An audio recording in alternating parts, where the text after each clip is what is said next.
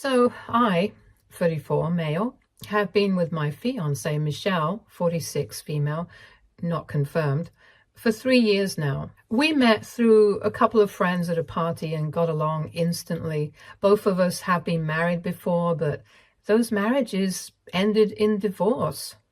I knew that she had a daughter from her marriage, but she never really introduced her to me because apparently she did not have a good relationship with her daughter. From what she told me, she got married really young when she was around 21. She and her college boyfriend had been dating for only 1 year when she got pregnant, and soon afterwards, they decided to get married. It turned out to be a huge mistake because her ex-husband was not the guy she had believed him to be, and their relationship went downhill pretty quickly. They would fight frequently and about petty stuff, but the fight would escalate to levels where they would end up threatening to divorce one another, but never would actually go through with it. Both of them are aware of the fact that there was no love between the two of them. They were just staying together for the sake of their daughter. So obviously, I found it quite bizarre that she had spent almost 6 years of her life with a man that she hated for the sake of her daughter. But then eventually she ended up cutting her daughter out of her life as well. Anyway, when she was around 28, she found out that her husband had been cheating on her, and that was the last straw. She packed up everything and moved out of the house, and then the custody battle began because apparently her ex-husband wanted to move away with their daughter. She wanted full custody of their daughter as well, so that went on for a couple of months, but eventually he was able to win that one and he got his way. According to what she had told me, her ex-husband had twisted and distorted facts, and his lawyer had gone above and beyond in trying to make her look like an incompetent and horrible mother, which eventually worked out in their favor because the judge granted full custody of their daughter to her ex-husband. She was allowed visiting rights, but her husband hardly ever let them see each other, and she eventually started growing distant from her daughter. They would speak on phone calls occasionally whenever her ex-husband felt like it, but then even those came to an end. Slowly but surely, her daughter started phasing her out of her life altogether, and for the last couple of years, they haven't even spoken to one another. Towards the beginning of our relationship, Michelle told me that her daughter is around 17 years old now and has already turned into one of the most toxic and self-centered kids that she knows. I found it shocking that she was speaking like this about her own daughter, and I thought that she meant that her daughter had turned into a typical rebellious teenage brat. But she went on to tell me that she believed her daughter was actually just really narcissistic and spoiled because of her father, and that's why she hadn't kept in touch with her anymore. I didn't have anybody else's word to go on, so I believed her. I really thought that she was some tragic figure who had gone for something horrible, and that's why she just couldn't have a relationship with her daughter anymore, because her ex-husband had turned the kid against her. I sympathized with her for the past 3 years, and every time that she would speak badly about her daughter, I would tell her that her ex-husband and her daughter would face their karma one day, and then I would comfort her while she sobbed after yet another terrible interaction with her daughter. In these 3 years, she never introduced me to her daughter, nor did she ever let me speak to her. I found it a bit suspicious in the beginning. I learned to accept that maybe she just wasn't ready for it because of their strained relationship with one another. I'll have to admit, that was pretty stupid of me, but anyway, I was so in love with her that I didn't find anything weird about it. And then, a couple of weeks ago, I proposed to her and she accepted. We were overjoyed, and of course, we told our families immediately. Then, about 2 days after that, she came to me crying and told me that she had tried to call her daughter and invite her to our anniversary party because she wasn't sure if she had received the invitation that she had sent. And her daughter had snubbed her and told her that she was never going to attend any event that had anything to do with Michelle. She was hysterical, and I could tell that she was very upset. So I comforted her yet again, and this time I decided that I was going to give a piece of my mind to her daughter because this was extreme and disrespectful. I didn't have any way of contacting her because all I knew was her name. I didn't know how she looked, and neither did I have any contact info like any social media IDs or email addresses or whatever. So I had to do some digging of my own, but I couldn't find anything, and I ended up using Michelle's laptop to find her contact info. Until recently, I hadn't even thought of doing that because I wanted to respect Michelle's privacy, and if she did not want me contacting her daughter, then I wouldn't do so.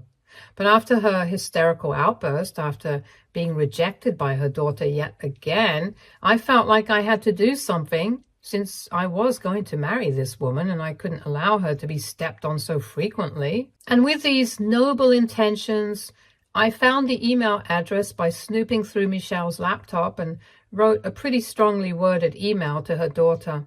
I basically just told her off for disrespecting her mother, told her that she had been making her unhappy for so many years and that she should feel guilty about it. It was petty, but after I sent it, I felt very satisfied with myself. I did not hear from her after that, and neither did Michelle find out about it, so I assumed that her daughter must have read it and then ignored it. It was not what I had expected. I had wanted her to apologize to Michelle, but there was not much that I could do. And then, fast forward to a couple of days back, we were having our engagement party at this restaurant that Michelle and I frequently visited. It was a pretty big deal for both of us, and a lot of people were invited, including both our families, friends, and co-workers. Midway through the party, all of a sudden, her daughter stormed in and handed me a note and started shouting in my face about how I had no right to send her an email like that, especially when I didn't even know the whole truth. At first, I honestly couldn't even recognize that it was Michelle's daughter because I had assumed that she was going to be a 17-year-old teenager. But in front of me, there was a woman who was at least 23 to 25 years old. That was my first shock. And then, when Michelle realized what was going on, she called security and had her daughter escorted out of the venue. But it was already too late. Her daughter had handed me whatever I needed to know, and I had started unfolding the note as well. In the commotion, Michelle hadn't realized that I was holding something, and I had a gut feeling that I needed to read it quickly. And I was right, because when I unfolded the note and started reading it out, I realized that there was a copy of what seemed like a police report attached to the note as well. Initially, I just skimmed it over. And to my shock and horror, I realized that the police report basically said that Michelle had been arrested when she was around 34 for trying to break into her ex-husband's house while under the influence of alcohol, and then threatening to kidnap her daughter and take her away when confronted by her ex-husband. Those were some serious charges, and from the report, she had even had to serve time and community service for that. I was horrified after reading that report, even though I had just skimmed it, and luckily, Michelle was still busy yelling at the security for having allowed her daughter in without confirming it with her first. The poor guys couldn't even say anything in their defense, even though it was not really their fault, because Michelle's daughter did have an invitation. Anyway, it was good that there was a distraction for the time being, because after reading that report, I saw what her daughter had written in the note, and basically, she had just exposed her mother. From the date on the report itself, I had figured out that if Michelle had been 34 back then, there was no way she was 38 right now. The report was from 12 years ago, so she had to be around 46 right now. In the note, her daughter had also mentioned that whatever nonsense her mother had been feeding me about herself and their relationship, it had all been complete and utter rubbish. And the real story was that Michelle was the one who had cheated on her husband 6 years into their marriage. She had been 6 years old at the time, but in spite of the affair, her father had been kind enough not to fight for her custody, and they had shared custody of her. That was the arrangement until her father started dating somebody 4 years after the divorce when she was 10 years old. Michelle was not fine with it, even though she had dated her fair share of men after the divorce. She started trying to get back with her ex-husband, but her ex did not want her anymore and warned her to stay away. Michelle doubled down on her efforts. When her ex-husband got engaged and started drinking to the point where she actually developed drinking problems. Then, about a week before her ex-husband was supposed to get married, there was the incident that was mentioned in the police report, and that was the last straw because he couldn't allow Michelle to hurt their daughter. So he filed for full custody, and it was pretty easy for him to manage that, particularly after that incident. For about a year after that, she was in rehab after having a short stint of about 1 month in prison and community service. She sobered up in rehab and tried to reestablish contact with her daughter after requesting her ex-husband to allow it. At first, they only had supervised visits and everything was going well. But then, out of the blue, she started hitting on her ex-husband again and begging him to come back every time she would meet him under the pretext of meeting their daughter. That creeped him out, and he stopped allowing his daughter to see her because that would mean having to see Michelle as well.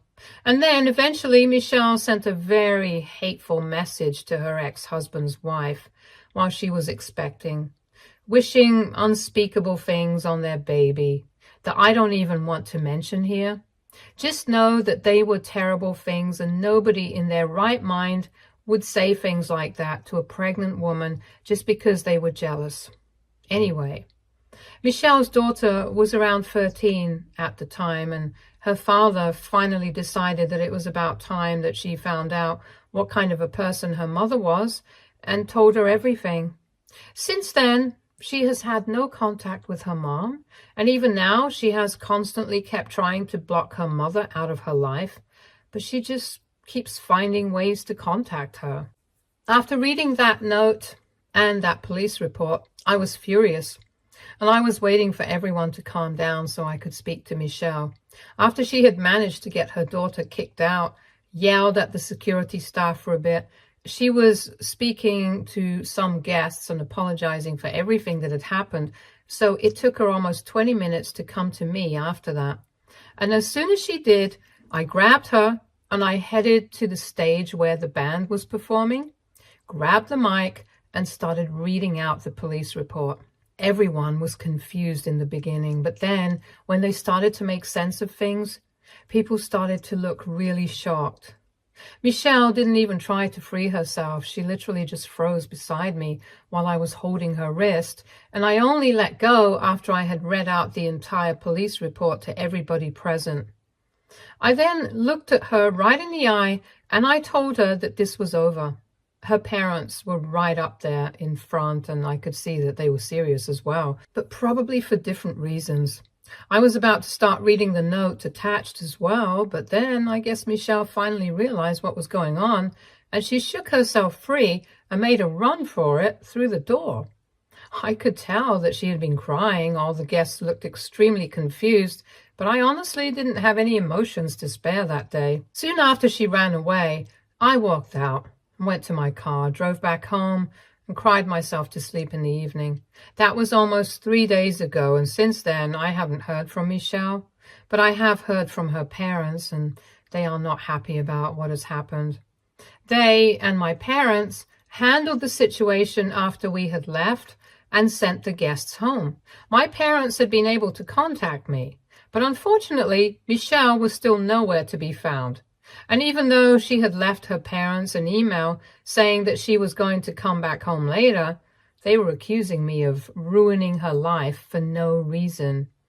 They think that regardless of whatever information I had found out from that note and that police report, I should have kept it to myself and confronted Michelle in private instead of humiliating her publicly. They have told me that she is a delicate person, and that while they do not deny that whatever she had pulled off in the past was horrible, she was a changed person now, and since I had spent the past 3 years with her, I should have known that and respected it instead of treating her like so disgustingly. Her parents have called me up. They have sent me messages and emails, and they are basically just trying to blame me for this entire fiasco. They have accused me of ruining her mental health on purpose just because I was too egoistic to accept the fact that she had a past before me, which is ridiculous because, like I said, even I am a divorced guy. They have also called me selfish for not thinking about her reputation before I did something so reckless, and, you know, the usual stuff. I don't really feel bad about any of that, but I do feel kind of iffy about the fact that she hasn't reached out to them or responded to anybody for the past 3 days. So she's obviously going through something, and I can't help but feel that I might have caused unnecessary drama by humiliating her in public instead of just confronting her in private and breaking up with her without the added humiliation. Her parents still have a point about one thing. I have been with her for the past 3 years, and with me, she's never been awful. And I could hardly even reconcile the person that I read about with the person that I know personally. I guess that's why I was so shocked and furious, because she hadn't ever told me about any of this. And she had always made herself seem like the victim. It was all lie after lie, and I guess that's why I did what I did. But if her parents are right, if she had really changed as a person and had been trying to fix her relationship with her daughter, then I don't think I would feel good about having humiliated her like that.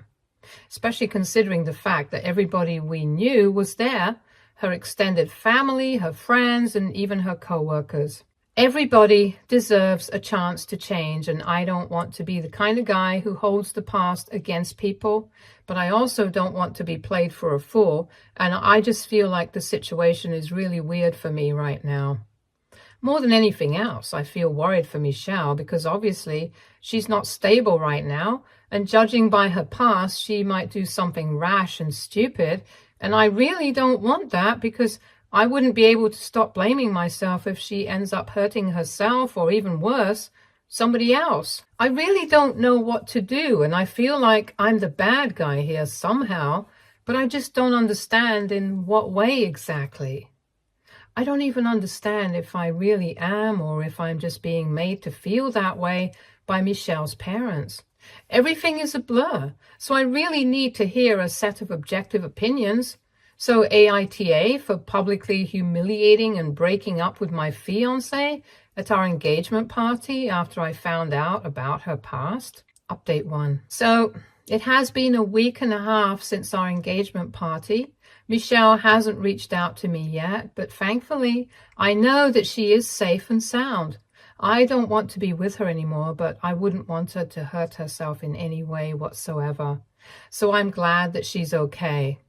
I heard from her parents a couple of days ago.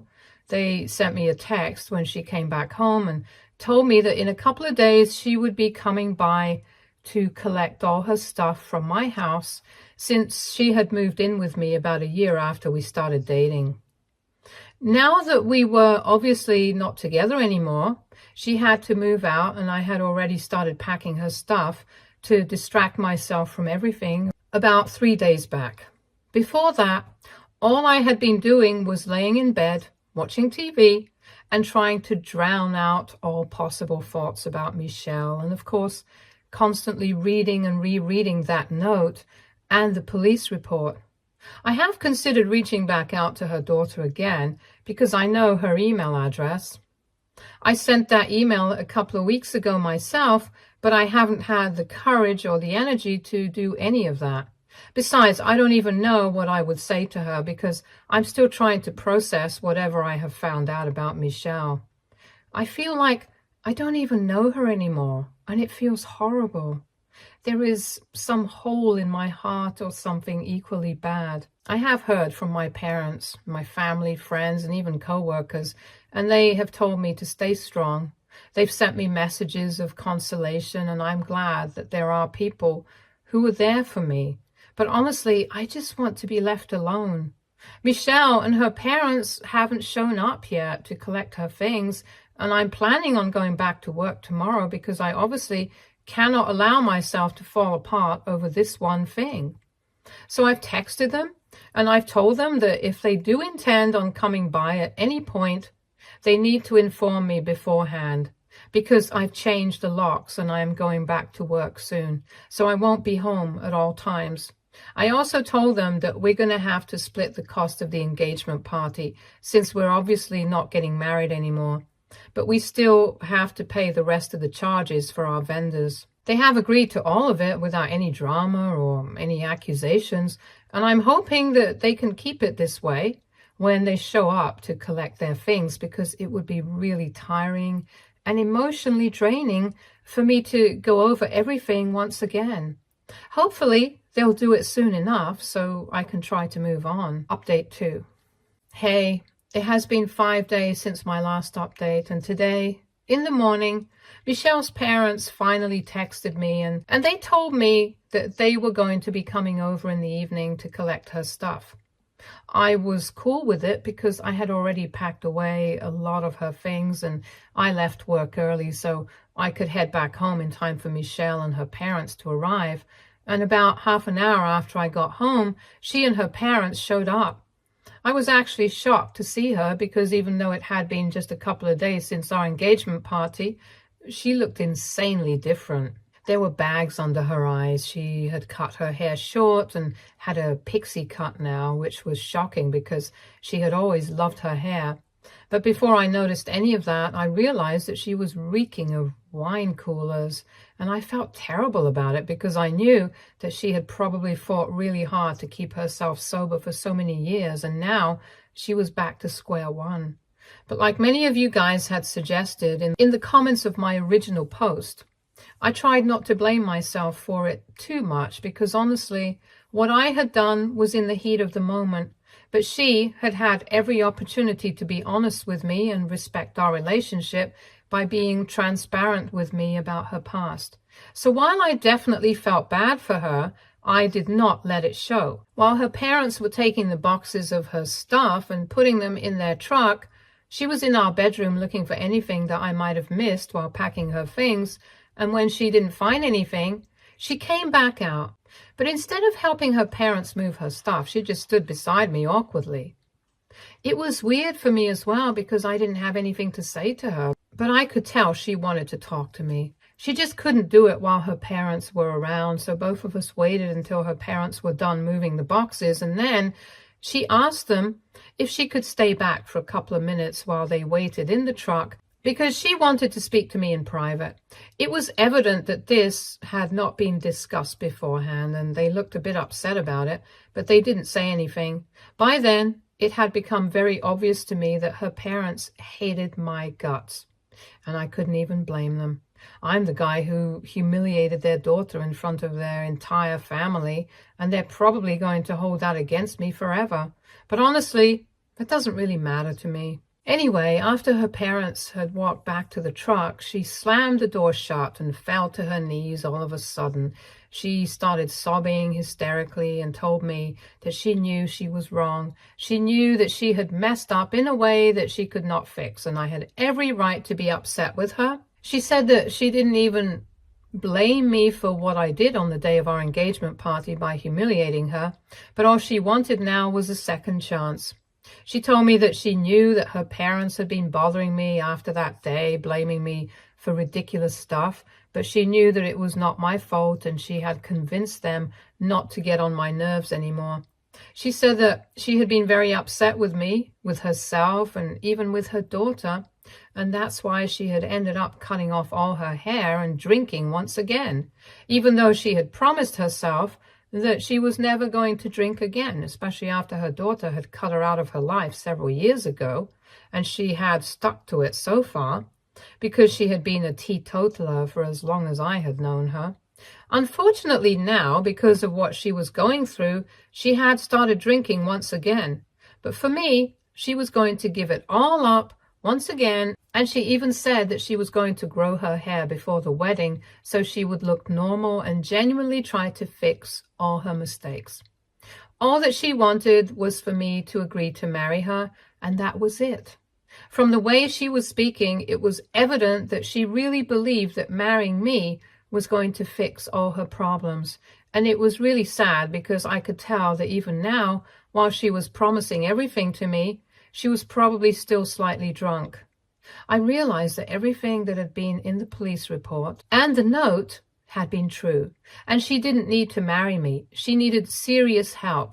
And it was very upsetting that instead of getting her the help she desperately needed, her parents were looking for ways to blame other people for what was going on with her.